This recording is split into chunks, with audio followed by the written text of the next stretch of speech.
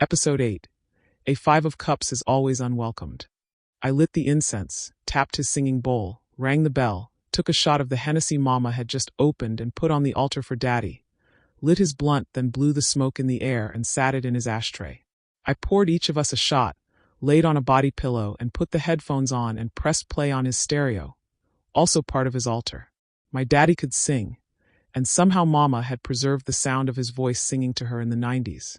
As I laid there listening to at first my dad sing, then some 90s mix Mama had in the stereo, I began to look through Mama's photo albums. By then Mama's first client had also arrived. While flipping through photos, I saw a picture of my TT April, Mama's sister she wasn't talking to. My TT and that big smile. I smiled as I looked at the many photos of her and my Mama, loving each other. After my daddy died, my Mama got closer to Auntie April, and it seemed like my aunt and her sons Anthony, Noah and Moses were always over our house or vice versa. That is, until one New Year's Eve 15 years ago. We had all been up all night having fun, bringing in the new year. After the countdown, the adults sent us to bed, and they went out to a spiritual gathering. Later, when we asked Mama how she knew something was going on, she told us that a witch at the party told her she needed to rush home, because a prophecy that she was told when her daughters were born was about to begin to unfold, but she had the time to get home and intervene. Being the know-it-all dark which she was and still is, Mama ignored the warning and let TT April talk her into staying at the party and relaxing. "Come on, Augie," my auntie said and tugged Mama's coat. "You gonna listen to a white hippie bitch claiming to study IFA? Conveniently at what was supposed to be an all-black spiritual people's New Year's party? She outta order. Confused clearly. Why she ain't with her kind. She ain't right, that's why." My auntie was always claiming something or somebody was out of order. And usually she was right, but this time she wasn't. I remember it like it happened recently. That's how heavy Mama's spirit becomes when she's angry. I love her, but she's insufferable when enraged. It was 2:56 a.m., and I had just let Marlo in. Before we went to my room, I made sure all of the kids were down, or at least minding their own business. Nikki, per the usual, had snuck out and was gone, so her room was empty. I saw my little cousins laying in the guest room, some in the beds, some on the floors.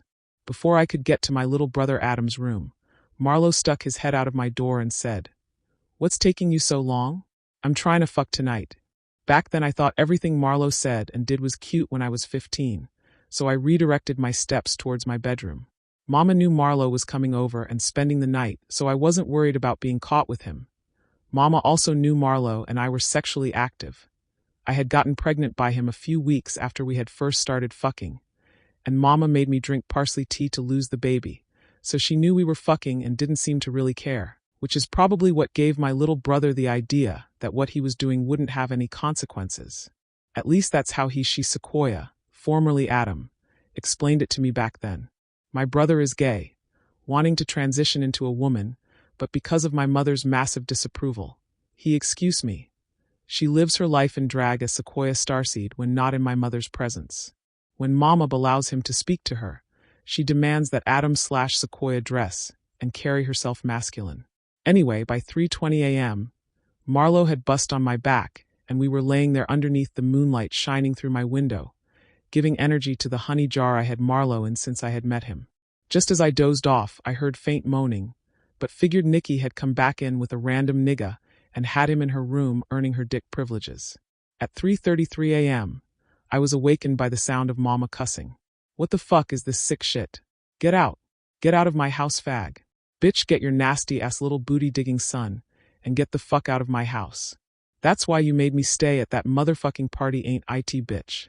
My heart skipped beats as I heard my auntie pleading with my Mama. "Augie, what happened?" "I don't know what happened. Get the fuck out before I kill your son," I heard Mama yell. Marlo laid behind me with his arm around me, sleeping soundly, as if he didn't hear the commotion. Oddly, I felt safe with Marlo laying next to me. He could protect me from Mama if shit went too far, as it usually did. I heard the commotion move back outside, then I heard tires screeching. Silence filled the air for about 5 minutes before I got up to see what the hell had happened. When I scanned the house, I didn't see Mama or my auntie, nor did I see my cousins.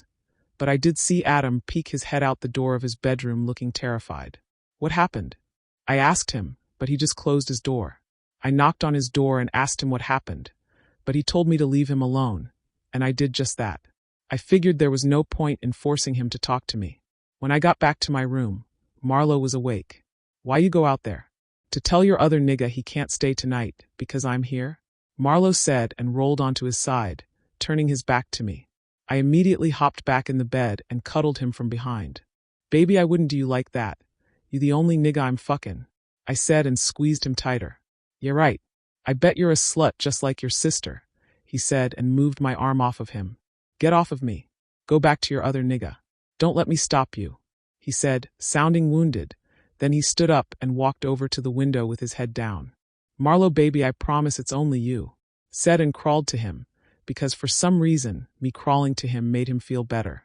One time after we had fucked, Marlo told me Nikki was freakier than me and told me I needed to do something to prove to him that he chose the right sister. So I started being ultra submissive and ultra freaky. "Baby, I promise I would never give your pussy to another man," I said while crawling to him, still pleading. When I got close enough to him standing naked in the window, he turned around and said, "Prove it. Suck my dick," he commanded, and walked back to the bed and laid on his back and stroked his already hard dick. I quickly obliged. I admit it. Back then I was a huge pick-me and I would have done anything to keep Marlo, so I allowed him to disrespect me. "Swallow it, bitch," he said as he grabbed the back of my head. Again, I obliged. As he released in my mouth, he moaned and said, "Good girl. That's my nasty little bitch," then stroked my hair. I gulped the semen in my mouth, and then kissed Marlo on the mouth. He was nasty like that. He loved to tongue kiss after I had sucked his dick or after he ate my pussy. I turned on my side and Marlo wrapped his arm around me and said, "I love you ass nigga," and kissed my shoulder. I felt at peace for the moment and had totally forgotten about the commotion. I felt calm in Marlo's embrace, feeling safe. "I'll deal with the ruckus later," I thought to myself as I felt myself doze off.